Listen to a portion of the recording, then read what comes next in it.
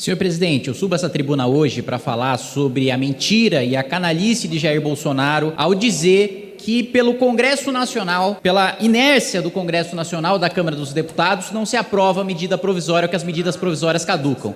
A medida provisória número 1000 hoje é só um exemplo, presidente, de como o governo tem maioria na Câmara para aprovar suas medidas provisórias e para retirar de pauta, como retirou a medida provisória número 1000. E não é a primeira vez. Eu trabalhei durante meses, junto com o governo, na medida provisória 905 da carteira verde e amarela, pela sua aprovação. Aprovamos no plenário da Câmara dos Deputados e o governo escolheu retirar e fazer a medida provisória caducar. Várias outras medidas provisórias também. O governo diz que não tem fonte de financiamento para o 13º do Bolsa Família, que é tão propagandeado pela militância bolsonarista, que mente dizendo que é pelo Congresso Nacional que ele não é aprovado, mas o presidente da República, Jair Bolsonaro, é o que mais gasta com cartão corporativo da história da nova República, passando o recorde de Dilma e passando o recorde de Michel Temer. São 700 mil reais por mês de gasto com cartão corporativo, mais do que qualquer outro presidente da República, e este se nega a tratar de um 13º de Bolsa Família. Mais do que isso, não existe a desculpa também de que a oposição estaria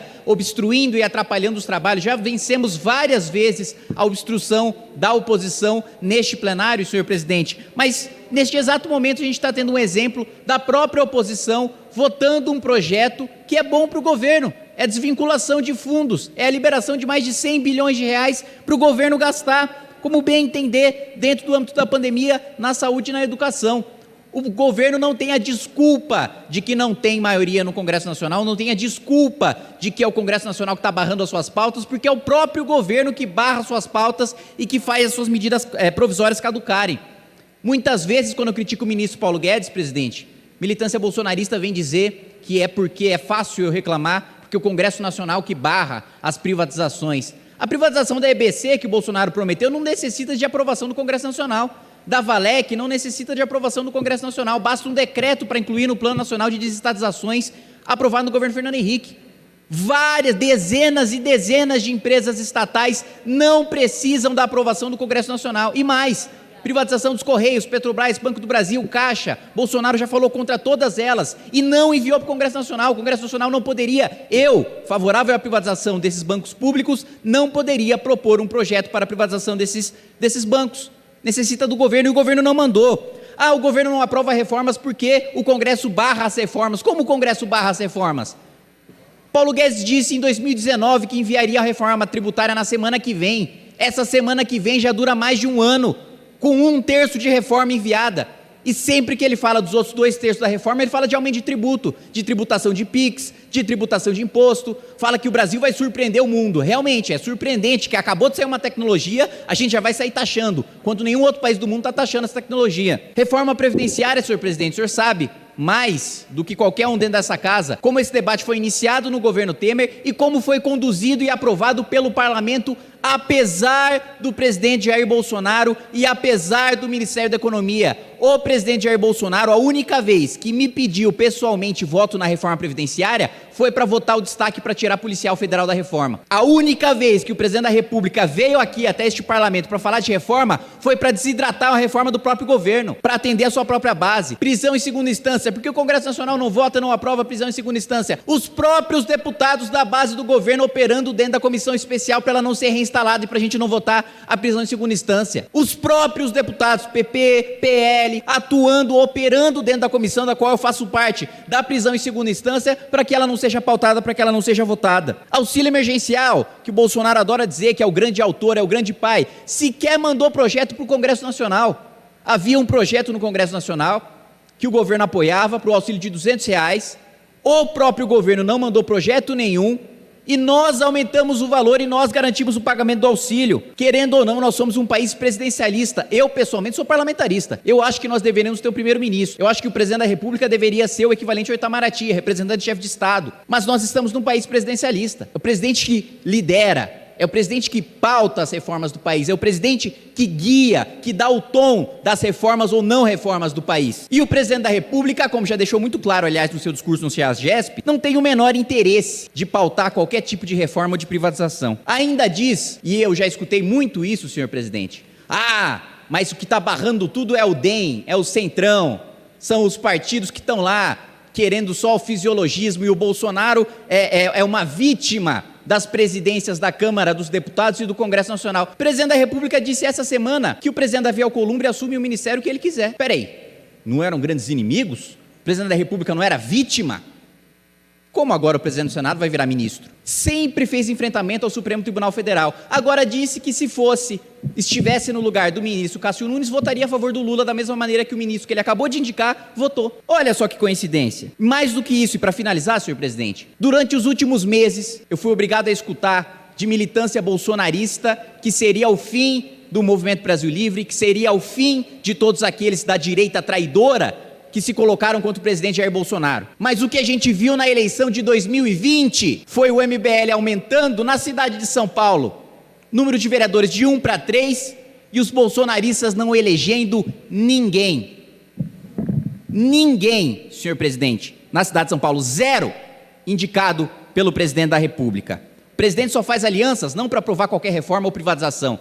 Ele faz aliança para proteger o filho quadrilheiro, corrupto e vagabundo. E eu quero que fique registrado que não só o filho, mas o presidente da República são quadrilheiros, corruptos e vagabundos. Atenção, ministro da Justiça, eu desafio Vossa Excelência, eu estou cometendo agora um crime contra a honra do presidente da República, que fique registrado nos anais da casa. Vagabundo, corrupto e quadrilheiro. Se tiver coragem, me processa, que a gente vai discutir o mérito de cada uma dessas 3 acusações que eu faço ao presidente da República e ao filho do presidente da República no tribunal. Obrigado, presidente. Por isso, eu lanço essa candidatura de protesto, para mostrar o quanto o presidente Jair Bolsonaro não é nada mais do que um traidor. E essa não é a primeira vez que ele trai a população brasileira. Traiu quando prometeu acabar com reeleição, mas nunca mandou o fim da reeleição para o plenário dessa casa e já está em campanha para 22. Traiu quando disse que ia enfrentar os abusos do Supremo, mas pediu para os seus senadores tirarem as assinaturas da CPI Lava Toga. Vetou o projeto desta casa que limitava decisões monocráticas do Supremo e se tornou amigo íntimo de Dias Toffoli, que ele, deputado Jair Bolsonaro, chamava de advogado do PT, hoje chama de amigo. Traiu quando disse que ia promover uma agenda reformista e de privatizações, mas manteve a EBC com um comentarista como se fosse a Coreia do Norte dando vivas ao presidente da República, fazendo propaganda estatal.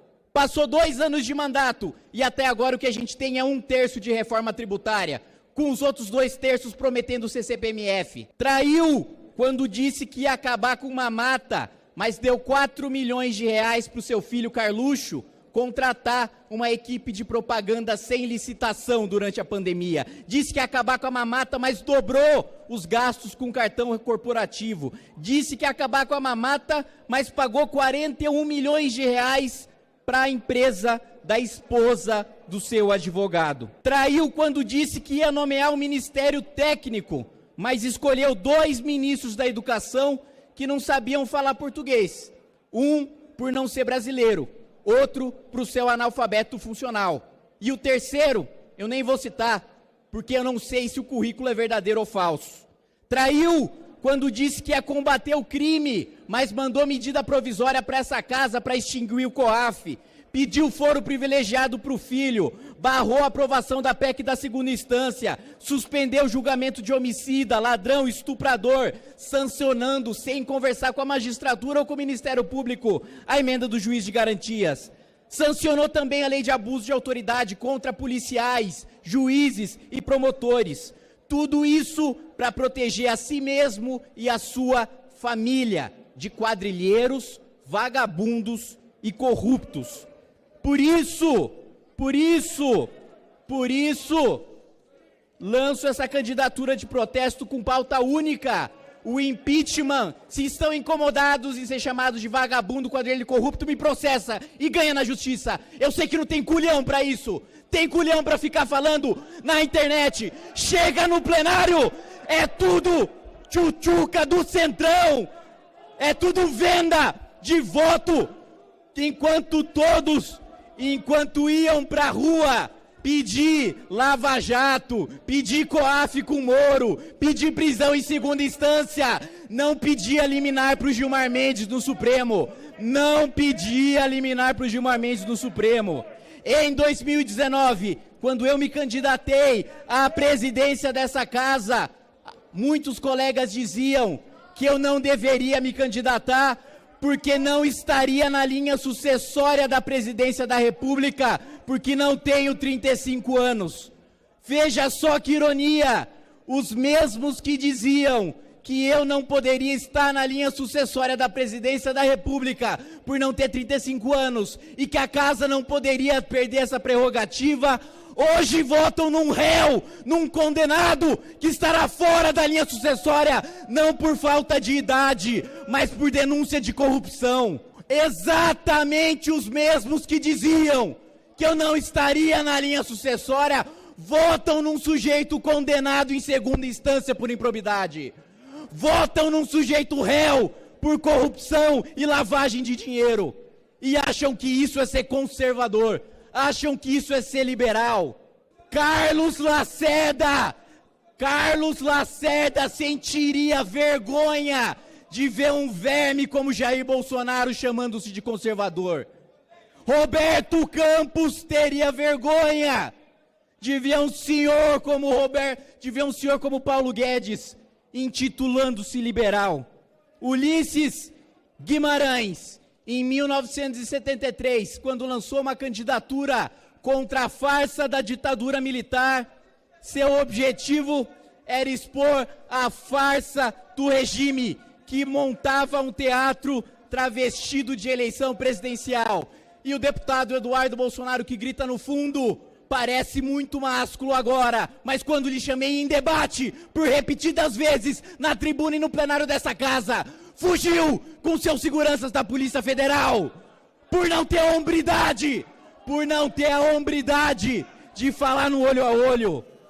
Parafraseando o doutor Ulisses, eu não sou o candidato vitorioso, eu sou o anticandidato para denunciar a anti-eleição imposta pela anti-república, fustigada pela compra de votos com cargos e emendas. Essas palavras do doutor Ulisses. Agora, minhas palavras. Prefiro perder uma eleição do que perder a minha alma.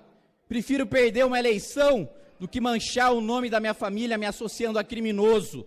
Essa vergonha eu nunca vou dar para minha família. Se prepara, Jair Bolsonaro. A sua hora vai chegar. Quem vende a alma ao demônio aprende que o capeta cobra com juros e correção monetária. Vamos aguardar o resultado da presidência e o relacionamento do Bolsonaro com a presidência nos próximos meses. Obrigado, presidente.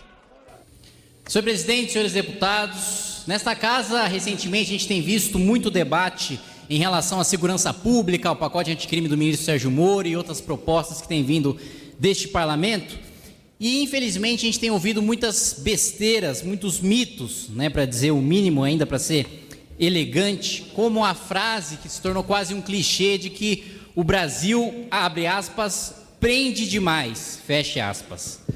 Bom, senhor presidente, todo mundo sabe, é público, os dados estão disponíveis na internet para quem quer que queira, em todos os órgãos do governo responsáveis pela segurança pública, de que nós temos mais de 60 mil homicídios por ano. De 1996 até 2016, a gente teve mais de 1 milhão de brasileiros assassinados. Só para a gente, a título de comparação, a Guerra Civil Americana matou 620 mil. E de todos esses homicídios, 92% nunca são esclarecidos. Ou seja, se a gente for fazer um paralelo com a situação econômica do nosso país, com a nossa burocracia, com os nossos impostos, a chance de você matar uma pessoa e ser bem sucedido em esconder o seu crime é de 92%. Agora, a chance de você, sei lá, abrir uma pizzaria, um restaurante, um bar, uma mercearia, um mercado, o que quer que seja, e falir em até 5 anos é de pelo menos 50%. No Brasil, infelizmente, segundo as nossas estatísticas, vale mais a pena matar o dono da padaria do que abrir uma padaria. Você vai ter uma chance muito maior de ser bem sucedido, infelizmente. E isso para falar dos homicídios, porque a gente também tem os roubos, 1.750.000 roubos em 2017, sendo que 98% não foram esclarecidos, presidente. Como que a gente prende muito se a maior parte dos criminosos está solta? Como a gente prende muito se a maior parte daqueles que deveriam ser punidos continuam impunes? Seja crime de colarinho branco, seja aquele em que o criminoso anda com um revólver na cinta. Como a gente prende muito se a maior parte dos criminosos está fora da cadeia? Ah, mas a solução, né, a alternativa para esse discurso é o discurso de que nós precisamos ressocializar, nós precisamos desencarcerar, nós precisamos ter novas políticas que não a prisão para nós ressocializarmos os nossos presos. Eu pergunto para os senhores parlamentares que têm ideias nesse sentido e têm apresentado os projetos nesse sentido, como é que eu ressocializo uma pessoa que não está sob a tutela do Estado? Como eu ressocializo um criminoso que não foi sequer processado pelo Ministério Público? Como eu encontro esse criminoso e ressocializo esse criminoso se ele ainda nem está preso? Seria uma excelente ideia a gente fazer uma espécie de ressocialização por telepatia, mas infelizmente não é o professor Xavier, o nosso ministro da Justiça, e a gente não pode fazer isso ainda. E o outro ponto, que é muito levantado também, é de que o grande problema da violência, o grande problema da criminalidade seria a pobreza, a desigualdade social. Antes de qualquer coisa, isso é uma ofensa aos pobres. É partir da premissa de que quanto mais pobre você é, maior a chance de você cometer o crime, maior a chance de você ter um desvio de caráter. Se ter dinheiro, se ter condições econômicas significasse ter caráter, aqui em Brasília praticamente a gente só teria santo, né? Ninguém teria razões para roubar, ninguém teria razões para fazer esquemas escusos via BNDES, via fraudes previdenciárias, via fraudes em fundos de pensão ou desvios de empresa estatal. Fato é que os dados mostram justamente o contrário. Informação do Ministério da Justiça, também pública, e do Banco Mundial e do DataSUS mostra que em 1980 a renda per capita do brasileiro era de $2.000 e a taxa de homicídios era de 11,7 a cada 100 mil habitantes.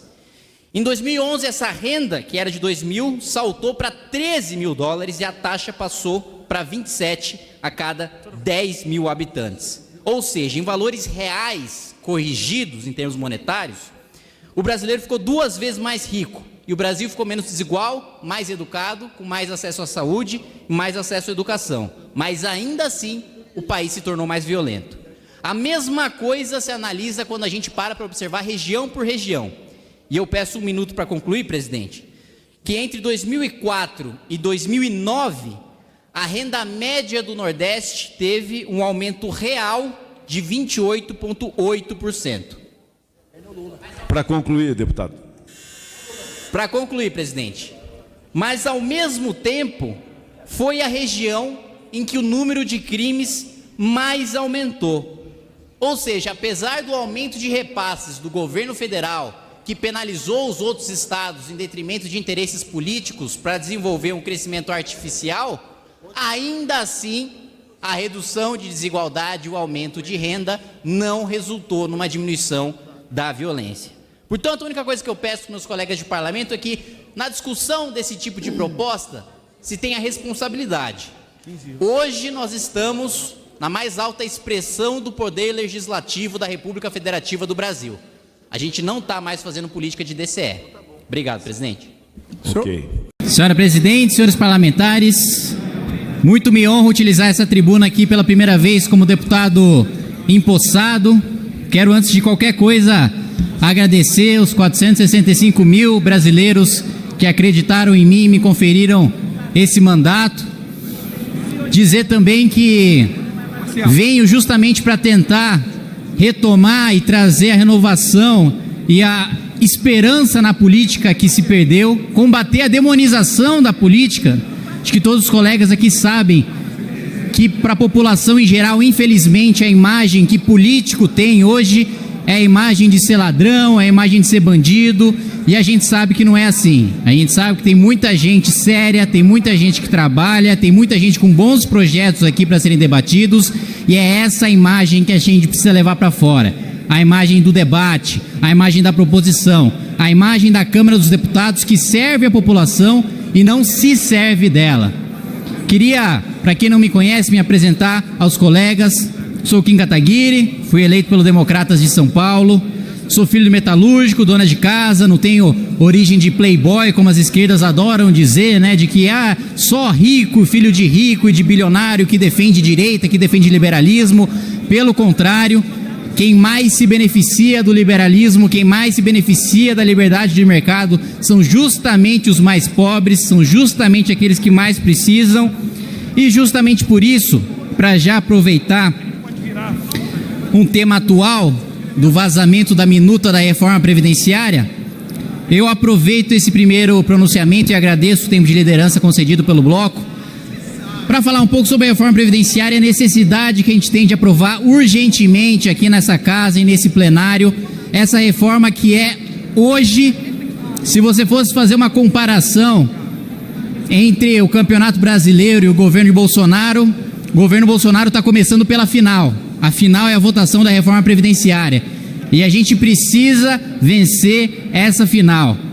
Peço ajuda, inclusive, para os colegas parlamentares de esquerda, que falam muito sobre desigualdade social, sobre combate à pobreza. Não existe hoje maior causador de desigualdade social, maior causador de pobreza, maior causador de miséria, maior transferência de renda dos mais pobres para os mais ricos do que o nosso sistema previdenciário.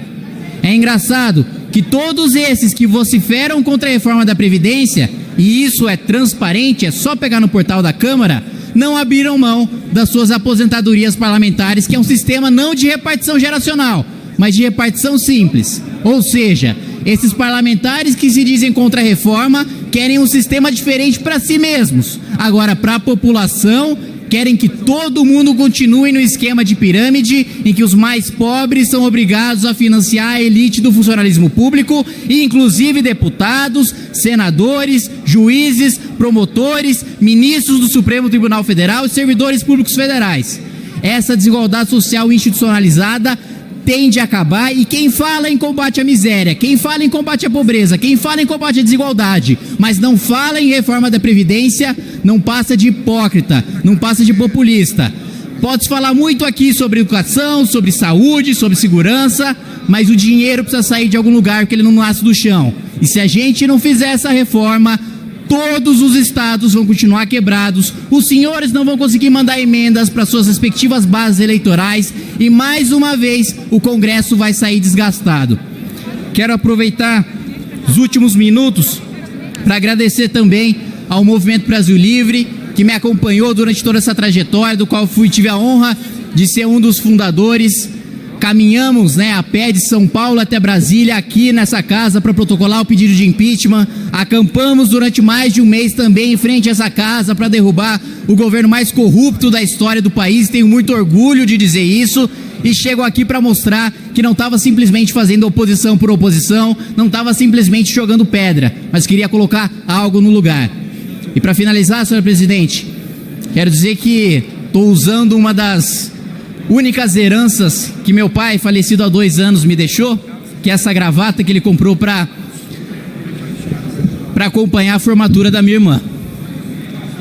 Eu me sinto triste de que ele não está aqui para ver a minha posse, ele não vai estar aqui para me ver eu me formar, mas ele pode ter certeza que eu vou seguir com a honra e com a moral que ele me ensinou a vida inteira.